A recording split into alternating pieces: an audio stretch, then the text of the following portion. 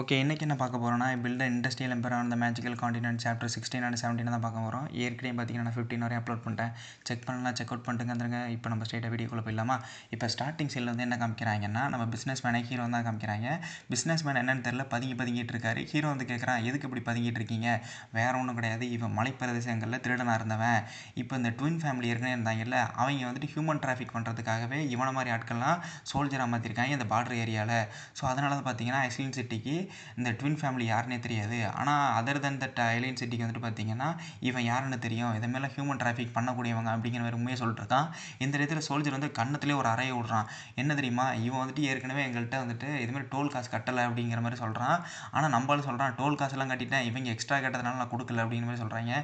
என்ன இருந்தானே, நீ டோல் காசு கட்டலை, இப்போ ஒழுங்கு முறையை தந்துரு, இல்லைன்னு பார்த்தீங்க இங்கேயும் நீ கொலை பண்ணிடுவான் அப்படிங்கிற மாதிரி மிரட்டிட்டு இருக்கான். இந்த நேரத்தில் ஹீரோ வந்து கேட்குறான், இவ்வளோ ஸ்ட்ரிக்டாகவும் இவ்வளோ கரெக்டாகவும் ஃபாலோ பண்ணுறீங்களே டோல் காசு விஷயத்தில், ஆனால் என்னப்பா இந்த டோல் விதமான அமௌண்ட்டெல்லாம் வந்துட்டு பார்த்தீங்கன்னா ஐஸ்லின் சிட்டிக்கு போகவே மாட்டேங்குதுன்னு நினைக்கிறேன். ஏன்னு பார்த்தீங்கன்னா ஜீரோ டேக்ஸில் இருக்கே அப்படிங்கிற மாதிரிலாம் நம்ம ஹீரோ வந்து சொல்கிறான். இதை பற்றி உனக்கு எப்படி தெரியும், முதல்ல நீ யார் அப்படிங்கிற மாதிரி கேட்குறான். அதுக்கப்புறம் சைடில் பார்த்தா மெய்டு, அதை பார்த்துட்டு அவன் கொஞ்சம் சொல்லு வடி ஆரம்பிச்சிட்றப்பல இவளை எப்படியாவது அட்டஞ்சே ஆகணும் அப்படிங்கிற மாதிரி ஒரு வெறித்தனமாக பார்த்துட்டு இருக்கான். இந்த இடத்துல பிஸ்னஸ் மேன் வந்து நினைக்கிறாரு, ஹீரோக்கு முன்னாடி நம்ம அவமானப்பட வேணாம், ஸோ நம்ம பிஸ்னஸ் டீல் தான் பேச வந்திருக்கோம், ஸோ மொத்த காசையும் கொடுத்துடலான்னு சொல்லிட்டு இப்போ கொடுக்குறாப்புல, டே இந்த காசை எண்ணி பாடுறா, அது மட்டும் இல்லாமல் எங்களுக்கு இந்த மெய்டு வேணும், இவங்க 2 பேர் இருந்தால் போதும், நீங்கள் வந்துட்டு இந்த டோலை கடந்து போகலாம் அப்படிங்கிற மாதிரி சொல்கிறாங்க. இந்த இடத்துல வந்து கீழே சொல்கிறான், என்ன தைரியம் தான் என் மேடு மேலே கை வைப்ப அப்படின்னு சொல்லிட்டு அவன் கையை தான் பிடிச்சான். அந்த இடத்துல நம்மளுடைய சோல்ஜர் என்ன தெரியுமா பண்ணுறான், அப்படியே அட்டாக் பண்ண வர்றான். இதை பார்த்துட்டு மேடு என்ன தெரியுமா பண்ணுறாங்க, அவன் கழுத்தை எடுத்து போட்டுடுறாங்க. என்ன தைரியம் தான் ஹீரோ அட்டாக் பண்ண வர்ற அப்படிங்கிற மாதிரி. ஸோ இப்போ இந்த மெய்டு வந்துட்டு பண்ண சம்பவத்தை பார்த்துட்டு மற்ற சோல்ஜரில் ஓட ஆரம்பிச்சிடுறாங்க. ஹீரோ வந்து சொல்ல ஆரம்பிக்கிறான், யாரையும் விடாத, எல்லாரையும் கொலை பண்ணிடு அப்படிங்கிற மாதிரி ஒரு ஆர்டர் கொடுக்குறான். ஸோ மெய்டும் பார்த்துட்டு அங்கே இருக்க எல்லாரையுமே கொலை பண்ண ஆரம்பிக்கிறாங்க. மெய்டுக்கு வந்துட்டு பார்த்தீங்கன்னா ஃபிசிக்கல் ஸ்ட்ரென்த் அதிகம், மேஜிக்கல் ஸ்ட்ரென்த் அதிகம், எல்லாமே பார்த்தீங்கன்னா மேக்ஸ் லெவலு. ஸோ அதனால் பார்த்தீங்கன்னா அங்கே இருக்க எல்லாரையுமே ஈஸியாக போட்டு தள்ளிட்டு இருக்கிறாங்க. நம்ம ஹீரோ பார்த்துட்டு இருக்கான், இங்கே இருக்க சோல்ஜர்ஸுக்கெல்லாம் பவரே இல்லையே, இவங்க எப்படி ஈஸியாக தோற்று போகிறாங்க, இவங்களாம் யாரா முதல்ல சோல்ஜராக செலக்ட் பண்ணது அப்படிங்கிற மாதிரி ஹீரோ பார்த்துட்டு இருக்கான். இதுக்கப்புறம் தான் அவர் அப்பா சொன்னது ஞாபகம் வருது. இதேமாரி பார்த்தீங்கன்னா பார்டர் ஏரியாலாம் பார்த்தீங்கன்னா எலிமினேஷன் இருக்குது. ஸோ அதனாலே பார்த்தீங்கன்னா அடிக்கடி வந்துட்டு இன்வைட் பண்ணுவானுங்க. ஸோ நீ வந்துட்டு பார்டரை மட்டும் நாள் ஸ்ட்ராங்காக வச்சுக்க அப்படிங்கிற மாதிரிலாம் சொல்லியிருப்பாப்புல.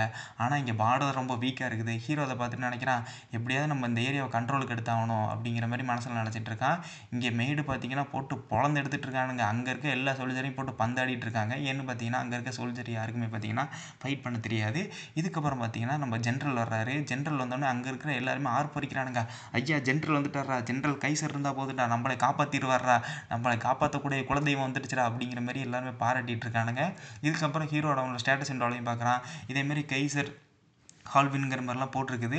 அவனோட ஸ்டேட்டஸ்லாம் எடுத்து பார்த்தா எல்லாமே பார்த்தீங்கன்னா 70க்கு மேலே இருக்குது. ஆனால் லாயல்ட்டி மட்டும் 12 இருக்குது. ஹீரோ மட்டும் என்ன தெரியுமா மனசில் நினச்சிட்டு இருக்கான், இவனோட லாயல்ட்டி மட்டும் 70க்கு மேலே இருந்தானா இவனை இப்போயே செலக்ட் பண்ணிவிட்டு என்னோட சோல்ஜராக மாற்றிருப்பேன், ஆனால் லாயல்ட்டி ரொம்ப கம்மியாக இருக்குது அப்படின்னு யோசிச்சுட்டு இருக்கான். இதுக்கப்புறம் இவனோட ஃபேமிலி நேம் வந்து ஓல்கர் தானே, அவனோட பேர் கூட கைசர் தானே, இதேமாரி உன் அண்ணன் கூட ப்ரைஸ் ஏரியா டெரிட்டரியில் தானே ஒர்க் பண்ணிட்டுருக்கான். ஆமாம், என் அண்ணனை உனக்கு எப்படி தெரியும், வேறு ஒன்றும் கிடையாது, ப்ரைஸ் என்னோட அக்கா தான் அப்படிங்கிற மாதிரி சொல்கிறான். என்னது உங்கள் அக்காவா, அப்போனா நீங்கள் தான் ரெய்னா, ஐயோ இந்த சிட்டியோட லார்டரா இவர் அப்படிங்கிற மாதிரி அங்கே இருக்கவங்கலாம் பயப்பட ஆரம்பிச்சிடுறாங்க. இதுக்கப்புறம் தான் அவங்க அண்ணன் வந்து ஒரு லெட்டர் ஏற்கனவே அனுப்பியிருப்பார். இதேமாரி பார்த்தீங்கன்னா ரெயின் இன்னும் கொஞ்சம் காலத்தில் வந்துட்டு பார்த்தீங்கன்னா அவனோட சிட்டிக்கு தான் வர போகிறாரு, ஸோ நீ அவரை பத்திரமா பார்த்துக்க, அவர்கிட்ட எந்த விதமான பிரச்சனையும் பண்ணிடாத அப்படிங்கிற மாதிரிலாம் அவர் அண்ணன் ஏற்கனவே எழுதி அனுப்பிச்சிருப்பாரு. அதுக்கப்புறம் பார்த்தீங்கன்னா ஒரு மாதம் கழித்து நம்மளுடைய எல்ட்ரிக் இருக்கான்ல, அவன் வந்துட்டு நிறைய காசு கொடுத்துருப்பான். இந்த பார்டரில் இருக்க ஏரியா சோல்ஜர்லாம் ரொம்ப கஷ்டப்படுறீங்க, இந்தாங்க அந்த காசை வச்சுக்கோங்க, எனக்கு சில ஃபேவரும் பண்ணுங்க, இதேமாரி லார்டோ இல்லை டியூக்கோ இல்லை கிங்கோ யாருமே வந்து உங்களுக்கு ஹெல்ப் பண்ண மாட்டாங்க, நான் தான் ஹெல்ப் பண்ணணும் அப்படிங்கிற மாதிரி மேனிப்புலேட் பண்ணி வச்சுருப்பான். ஸோ அதனாலே பார்த்தீங்கன்னா எல்ட்ரிக்கு துரோகம் பண்ணக்கூடாது அப்படிங்கிற மாதிரி இந்த சோல்ஜர் வந்து நினச்சிட்டு இருக்கான். ஸோ எல்ட்ரிக்கு துரோகம் பண்ணக்கூடாதுன்னா ஹீரோக்கு துரோகம் பண்ணி ஆகணும், அதான் இங்கே கண்டிஷனாகவே இருக்குது. ஸோ ஃபைனலாக இப்போ அவன் ஸ்வாட் எடுத்துகிட்டு என்ன பண்ண நினைக்கிறான், இப்போ நான் வந்துட்டு ஹீரோவை கொல்ல போகிறேன், என் கூட எல்லாம் சேர்ந்துட்டு அவனை கொன்னுடுங்க அப்படிங்கிற மாதிரி நம்மளுடைய கேசர் வந்து முடிவு பண்ணுறாரு. இந்த டயத்தில் தான் மெய்டு வந்து சொல்கிறாங்க, நீங்கள் ரெயினை கொலை பண்ணால் என்ன கான்சிக்வன்ஸை தஞ்சிக்க வேண்டி இருக்குமா அப்படிங்கிற மாதிரி கேட்குறாங்க. அங்கே இருக்க சோல்ஜர்ஸுக்கு எல்லாருமே தெரியும், இதேமாரி ரெயினை கொலை பண்ணால் தன்னையை மட்டும் கொல்ல மாட்டாங்க, தன்னோட ஃபேமிலியை கொண்டுடுவாங்க அப்படிங்கிறது அங்கே இருக்க எல்லாருக்கும் சோல்ஜருக்கும் புரியுது. ஸோ சோல்ஜர்ஸ் வந்து சொல்கிறாங்க, தயவு செஞ்சு எதுவும் வந்துட்டு முட்டாள்தனமாக முடிவெடுக்காதீங்க அப்படிங்கிற மாதிரி சொல்கிறாங்க. இங்கே இருக்க சோல்ஜர்ஸ் எல்லாமே கம்பல் பண்ணிருக்காங்க, ஸோ ஹீரோ எதுவும் பண்ணாதீங்க, பண்ணிங்கன்னா நமக்கு இன்னும் பிரச்சனை அதிகமாகும் அப்படிங்கிற மாதிரி. ஆனால் கைசர் வந்து என்ன தெரியுமா சொல்லிட்டுருக்கான், நீங்கள் முற்காலத்தில் நடந்தெல்லாம் மறந்துட்டீங்கடா, இந்த இடத்துல நான் எவ்வளோ கஷ்டப்பட்டுருக்கேன் தெரியுமா, எனக்கு யாருமே ஹெல்ப் பண்ணதில்லை, இந்த டயத்தில் ஹெல்ப் பண்ணது யாருன்னு பார்த்தீங்கன்னா எல்ட்ரிக்கு தான், அது மட்டும் இல்லாமல் ட்வின் ஃபேமிலி தான் பார்த்தீங்கன்னா மேக்ஸிமம் ஹெல்ப் பண்ணிருந்தது, அதை மொத்தமாக அழிச்சதும் பார்த்தீங்கன்னா பார்த்தீங்கன்னா ஹீரோ தான். அதுக்கப்புறம் நமக்கு மிகப்பெரிய அளவில் ஹெல்ப் பண்ணது யாருன்னு பார்த்தீங்கன்னா இந்த மெர்ஜென்ட் சேர்ந்தவங்க, அதாவது இந்த ஃபுட் சப்ளை கண்ட்ரோல் பண்ணுறது 4 நோபல் இருக்காங்கல்ல அவங்க தான். ஸோ அவங்களே அழிச்சது பார்த்தீங்கன்னா அந்த ஹீரோ தான். 100-200 வருஷமாக நடந்துகிட்டு இருக்க மொத்தத்தையும் மாற்றினது ஹீரோ தான். ஸோ இப்படியே விட்டு அந்த சிட்டியை மொத்தமாக நாசமாக்கிடுவான், நம்மளையும் பார்த்தீங்கன்னா போட்டு தள்ளிடுவான். ஸோ எல்லாரும் என் கூட கைகோருங்க அப்படிங்கிற மாதிரி சொல்கிறாங்க. ஸோ இப்போ ஃபைனலாக பார்த்தீங்கன்னா கைசர் கீழே எல்லாருமே வந்துடுறாங்க. இப்போ எல்லா சோல்ஜரும் ஒன்று சேர்ந்துக்கிட்டு நம்ம ஹீரோவை அழிக்கிறதா பிளான் போட்டுடுறாங்க. இந்த இடத்துல ஹீரோ வந்துட்டு ஒரு ஹீரோக்கான டைலாக் பேசுகிறான், கடைசியாக உனக்கு வாய்ப்பு தர்றேன், சரண்டர் ஆகிட்டு ஒழுங்கா ஓடி போயிரு, உன் உயிரை மன்னிச்சு விட்டுறேன் அப்படின்னு சொல்கிறான்.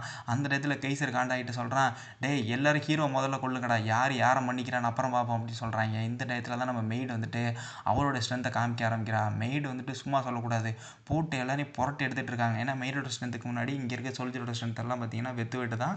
ஸோ அதனாலே பார்த்தீங்கன்னா மெய்டு எல்லாருமே ஈஸியாக கொலை பண்ணிட்டுருக்குறாங்க.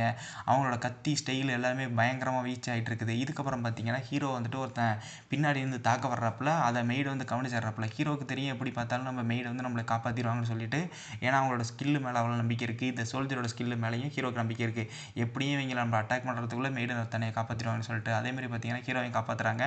இதுக்கப்புறம் ஹீரோ வந்து சொல்கிறான், இப்போ கூட உன்னை மன்னிச்சு விட்டுறேன், ஒழுங்கு மாதிரியே ஓடி போயிரு அப்படின்னு சொல்லும்போது நம்மளோட கேஸர் வந்துட்டு ஃபுல் காண்டில் என்ன தெரியுமா சொல்கிறான், இதேமாரி பார்த்தீங்கன்னா யார் ஹீரோ கொலை பண்ணுறீங்களோ அவங்களுக்கு பார்த்தீங்கன்னா 1000 கோல்டன் காயின் தரேன்டா அப்படின்னு சொன்னோன்னே எல்லா சோல்ஜரும் வந்துடுறாங்க.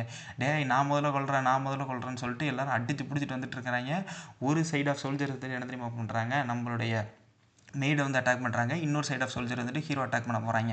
ஸோ ரெண்டையும் யார் கவனிச்சிக்கிறான்னு பார்த்தீங்கன்னா மெய்டு தான். மெய்டு 2 பேரையும் போட்டு பொழந்து எடுக்கிறானுங்க. இதுக்கப்புறம் பார்த்தீங்கன்னா கேசர் கேட்குறான், யோ மேஜ் தானே என்னை ஐசேரோலாம் விட்டு அட்டாக் பண்ணுறா அப்படின்னு சொல்கிறாங்க. சரி அட்டாக் பண்ணுறா அப்படின்னு சொல்லிட்டு இப்போ ஐசேரோலாம் விட்டு அட்டாக் பண்ணுறாங்க. நம்ம மெய்டு சும்மா சொல்லக்கூடாது, அவங்களும் அவங்களோட காலை வச்செல்லாம் தடுக்கிறாங்க. ஸோ அங்கே இருக்கிறவங்களுக்குலாம் தெரியுது மெய்டோட ஸ்ட்ரென்த் என்னன்னு சொல்லிட்டு. ஸோ அதனால் பார்த்தீங்கன்னா இந்த ஐசேரோவில் இன்னொரு விதமான மேஜிக்கையும் கலந்து அமைச்சிட்ருப்பாங்க. இந்த ஐசேரை யார் மேலே படுதோ அவங்களும் பார்த்தீங்கன்னா ஐசா மாறன்னு சொல்லிட்டு இப்போ அவங்களோட கால் மொத்தமாக பார்த்தீங்கன்னா ஐசா மாறிடுது. முதல்ல மெய்டை அட்டாக் பண்ணி கொலை பண்ணியிருக்கடா, அதுக்கப்புறம் பார்த்தீங்கன்னா ஹீரோவை கொலை பண்ணியிருக்கடா அப்படின்னு சொல்கிறாங்க. ஸோ இந்த நேரத்தில் ஹீரோ என்ன தெரியுமா பண்ணுறான், அவன் கையில் இருக்க பேட்டரியை எடுத்துக்கிறான், அதுமாரி பார்த்தீங்கன்னா சுத்தியிலையும் தூக்கி போடுறான்.